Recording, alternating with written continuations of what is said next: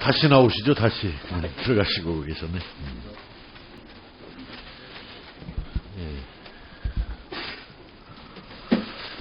방금 우리 그 존경하는 박민수 의원님께서 질문에 답변을 하시는 과정에서 그렇게 생각을 하고 있기 때문에 오늘 그런 답변밖에 할 수 없구나라는 걸 느끼면서 굉장히 아쉽게 생각을 했습니다. 아까 기억을 하실지 모르겠습니다. 차관님 답변 중에 그 FTA로 인한 농업 피해 보완 대책은 차질 없이 잘 추진되는 것으로 알고 있습니다라고 아까 답변을 하셨는데, 실제 그동안 한칠레부터 지금까지 최근 FTA까지 정부가 피해 보완 대책으로, 피해 보전 직불제가 아니라 피해 보완 대책으로 제시한 것이 한 30조 가까이 됩니다.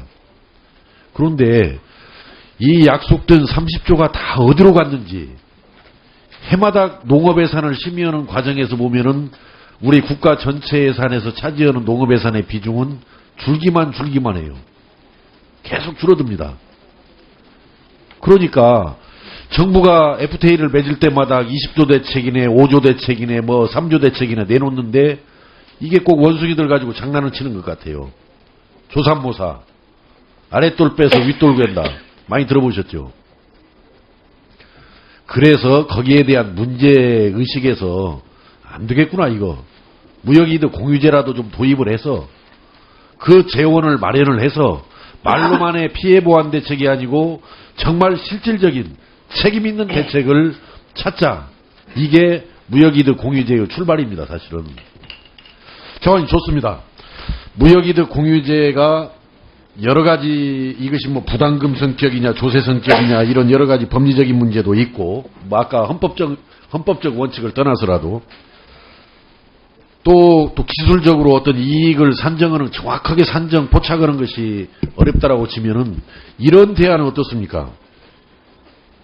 지금 현재 법사위에 계류 중인 무역이득 공유제와 달리 예를 들어서 농어촌 특별세법 개정을 해서, 농어촌 특별세법 개정을 해서 과세 표준이 1,000억 원을 초과하는 대기업들을 대상으로 법인세 과세 표준액의 100분의 10을 농어촌 특별세로 납부하도록 해서 그 재원을 가지고 그동안 정부가 농업인들을 대상으로 약속해 놓은 그런 대책들을 차질 없이 추진해 가도록 하자. 이런 대안에 대해서는 어떻게 생각합니까? 제가 이제 그거에 대해서 책임있게 이야기할 위치에 있지는 않습니다. 아니, 용역 결과서를 봐도 말이죠. 네. 용역 결과서를 봐도 이론적 의의는 인정하겠다. 사회 형평성 황화 측면에서 의의는 인정하겠다. 이게 지금 용역 보고서에도 나와 있기 때문에 네. 기본 취지에 대해서는 동의를 하는 거란 말이에요. 다만 아까 법기술적으로 여러 가지 물리적으로 여러 가지 기술적인 그런 어려움이 있으니까 아예 그냥 법인세 100분의 10 정도를 농어촌 특별세로 도입하는 것은 어떻게 생각합니까? 그 부분은 제가 세제당국하고 한번 이야기를 해볼 필요가 있다고 생각합니다. 왜냐하면 그러니까 한번 새로운 목적세가 도입되는 거기 때문에 제가 아는 걸로는 지금의 이제 현 정부에서 이 재정을 가급적이면 단일화하고 신규 목적세를 만드는 거에 대해서는 원칙적으로 이제 굉장히 보수적으로 운영을 하고 있는 것으로 그것은 그런 기재부나 국세청에서 걱정할 일이고, 새로 조세 체계를 복잡하게 하는 어찌네 이것은 기재부가 걱정할 일이지 우리 산자부 차관께서 걱정할 일은 아닙니다. 이 문제는 어떻든 그런 팀이기 때문에 제가 그 부분에 대해서는 제가 개인적인 이야기를 드리는 건 적절치 않다고 생각합니다. 작년 여야정 협의체에서의 정부의 약속을 상기해 본다면은 이런 정도 그냥 무역이득 공유제 안 되겠다.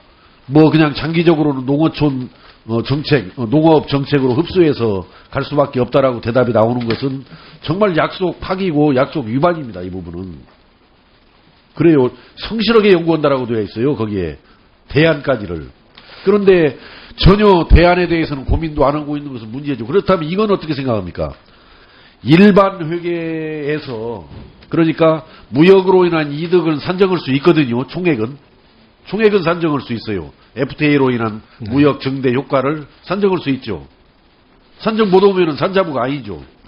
그러면은 그 무역 FTA로 인한 무역의 전체적인 총이익의 몇 % 정도 그것을 이제 서로 토론하고 상의해서 정하면 되는데 몇 퍼센트에 해당되는 만큼을 일반회계에서 매년 의무적으로 FTA 기금으로 적립시켜줘야 한다.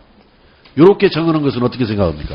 그 부분도 이제 마찬가지 입장인데요. 제가 아마도 그것도 이제 기재부의 예산당국 이야기를 해봐야 될 것 같습니다. 근데 이제 세출을 한정하는 부분에 대해서 상당히 보수적으로 하기 때문에 또 기금이나 이런 부분을 줄여가는 추세에 있기 때문에 그쪽하고 어떻게 이걸 조화를 해야 될 것인지 이 부분이 상당히 논의가 필요한 사항이라고 생각합니다. 그래서 너무 정말 소극적으로만 나오시면은 나중에 오늘 차관님이 나중에 대통령한테 질책받을지도 몰라요. 참 감각 없는 차관이다. 왜냐하면은 이거 TPP도 해야 될지 모르는데 이렇게 차관이 답변을 국민들을 향해서 해놨으니 TPP 하잔 말이 안 떨어질 거 아니냐 해서 오히려 칭찬받는 게 아니라 참 감각 없이 대책 없이 답변을 하고 들어왔다고 혼날지도 몰라요. 그러니까 앞으로 TPP도 좀 검토해야 할 거 아닙니까?